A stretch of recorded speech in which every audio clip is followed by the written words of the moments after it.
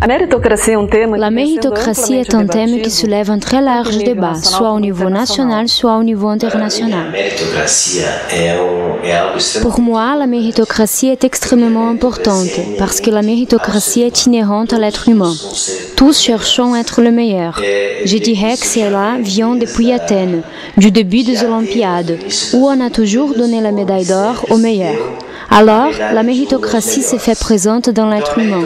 Tout l'être humain cherche à être le meilleur, et chaque fois plus, soit dans le domaine où agit-il, soit dans la communauté à laquelle appartient-il. À la mesure que nous convoquerons toutes les personnes à être meilleures, par conséquent, toute la société deviendra meilleure. La méritocratie fait rapport à une prime offerte comme compensation au bon accomplissement du travail de quelqu'un ou du fonctionnement de quelque chose.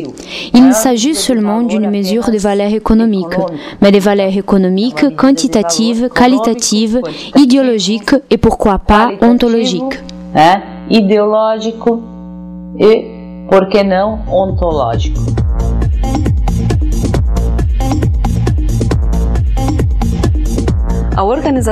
L'Organisation des Nations Unies a établi 8 objectifs pour le développement du millénaire. Le premier est l'éradication de l'extrême pauvreté et de la famine.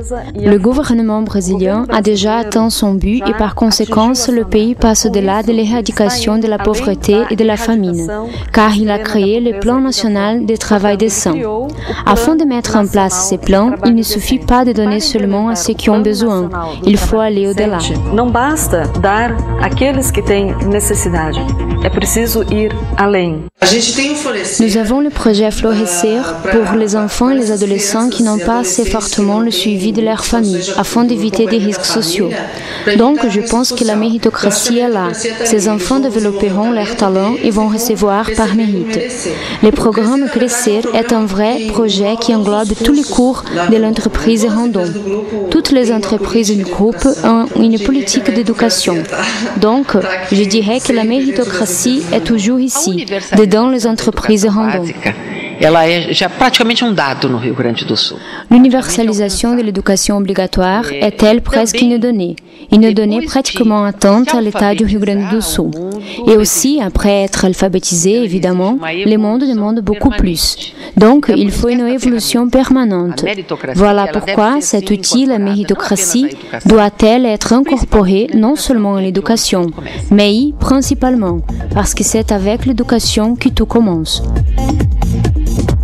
Pour que nous puissions avoir un panorama plus complet de l'adoption de la méritocratie et de ses résultats, ont été appliqués des questionnaires à plusieurs entreprises, fondamentalement aux entreprises de petite ou de moyenne importance, au niveau national. La recherche réalisée a été très intéressante, car on a vérifié qu'environ 67% des entreprises, même celles de petite ou de moyenne importance, adoptent déjà des politiques qui ont pour base la méritocratie. Cet indice, considérant qu'il s'agisse d'entreprises de petite ou de moyenne importance, est très élevé, ce qui démontre comment cette pratique est déjà inhérente à notre société. Ils sont largement dotés de politiques comme gestion par compétence, évaluation par accomplissement, participation au profit. Il y a des entreprises, par exemple, qui ont des programmes de récompense. Il y a aussi un programme d'éducation au chantier de construction et d'autres. Nous travaillons au commerce et bien évidemment, le commerce ne vend pas seulement des produits, mais des services. Et donc, pour vendre des services, il faut les personnes, puisque qui réalise les ventes sont les personnes. Alors, dans une entreprise de succès, il faut des personnes compétentes, bien préparées et principalement dans un secteur comme le commerce, où le service est très important. J'affirme toujours le suivant, bien servir ne coûte pas plus cher, le coût est le même. Sourire ou ne pas sourire ne change rien, dépend seulement de l'envie de le faire.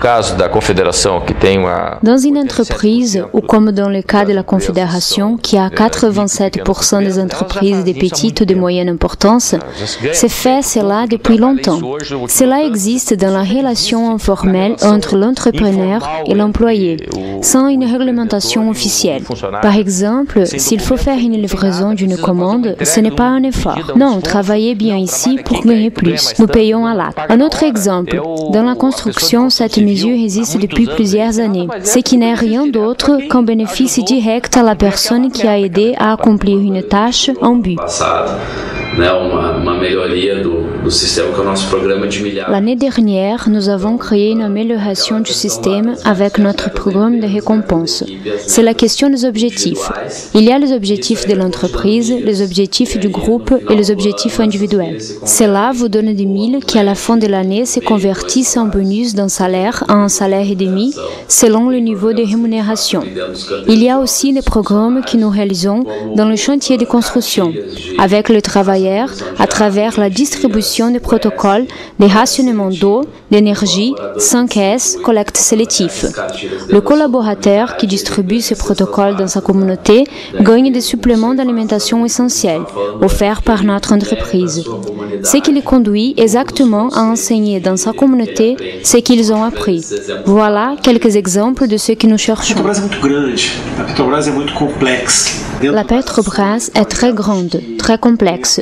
Parmi les actions et les projets où il y a l'application de la méritocratie dans l'organisation, je présente le jeu D, qui est un important outil de gestion, à travers lequel il y a la négociation d'objectifs, évaluation, suivi, feedback. Et ici, le commandement est très important dans ces moments, pour pouvoir rendre tout ça possible. Les bénéfices sont très directs. Des bénéfices pour l'ambiance d'organisation, car les personnes ont plaisir à travailler. Cela aboutit à une amélioration de l'ambiance. Cela apporte plus de résultats. L'employé travaille mieux en contaminant positivement les groupes. D'ici la méritocratie, quand elle existe dans sa plénitude et est mise en pratique, apporte autant de bénéfices. Nous cherchons la perfection du produit, oui, la qualité du produit. Mais d'abord, nous pensons que pour avoir un bon produit, le bon produit est conséquence de la personne qui le produit. Donc, notre centre d'attention est la qualité des personnes, l'amélioration des conditions pour les personnes.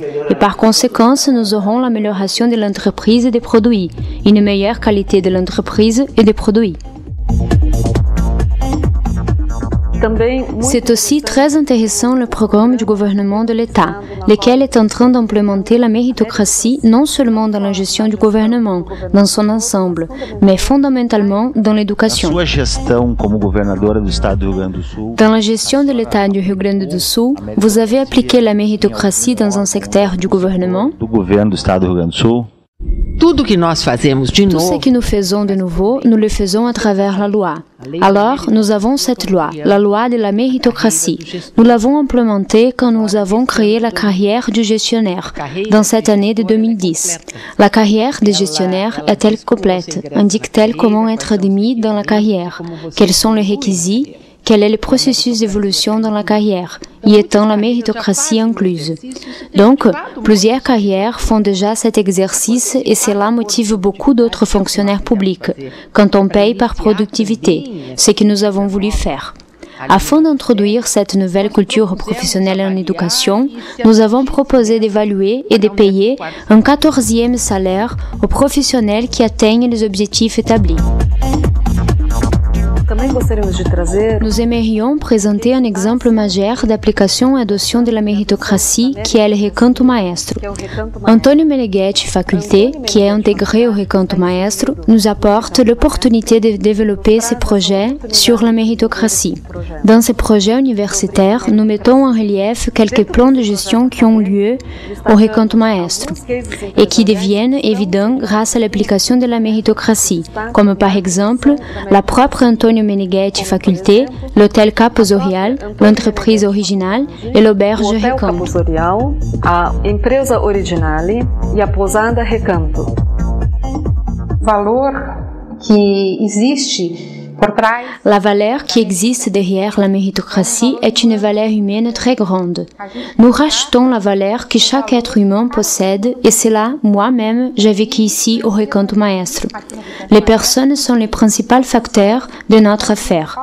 Nous partons de l'homme comme protagoniste responsable, et cet homme, en étant responsable dans toute sa potentialité, essayera-t-il de faire le meilleur qu'il pourra. Alors, nous travaillons avec les personnes et avec les valeurs lesquelles ces personnes possèdent. Houve uma ocasião há 1 ou 2 anos atrás que o pessoal quer. Il y a 1 ou 2 ans, il y a eu une occasion où le personnel voulait une augmentation de salaire. Donc, je leur ai demandé quelle était la raison par laquelle voulaient-ils une augmentation. Ils ont été enfants sans savoir. Augmentation par augmentation, j'ai dit, il y a un autre moyen d'avoir une augmentation. C'est par mérite. Selon vous travaillez et vous améliorez en produisant plus, vous aurez le mérite pour gagner plus. Alors, cela passe par l'intérêt et le mérite de chacun. Et nous incitons cette recherche. A meritocracia é a possibilidade de nós La méritocratie est la possibilité de contribution, d'abord vers l'agrandissement de notre entreprise, mais essentiellement pouvoir contribuer à la formation de nos collaborateurs. Le résultat que nous avons à travers la méritocratie, c'est une entreprise vivante et dynamique. Donc, enfin, la méritocratie, dans son essence, est un système où tous gagnent, l'entreprise gagne et le collaborateur gagne aussi. De pronto, né, desde seu lançamento através do Recanto Maestro engajada. La faculté est depuis son inauguration au Recanto Maestro ancrée à l'accomplissement des 8 objectifs du millénaire proposés par l'ONU. Nous avons travaillé depuis le début avec la question de la responsabilité sociale auprès des villes, des secrétariats d'éducation, des écoles élémentaires, des écoles de formation, en signant des accords de partenariat avec elles, envisageant ainsi la formation intégrale de nos élèves et de nos professeurs pour qu'ils puissent apporter à l'éducation obligatoire ce type d'informations. Ainsi, nous réussissons à nous communiquer avec la société dans le monde entier à travers cette initiative brillante de nous rassembler à l'Organisation des Nations Unies et d'y être bien acceptés et d'être invités à faire cette liaison. E sermos bem aceitos e sermos convidados para fazer esse link. Avec ce projet,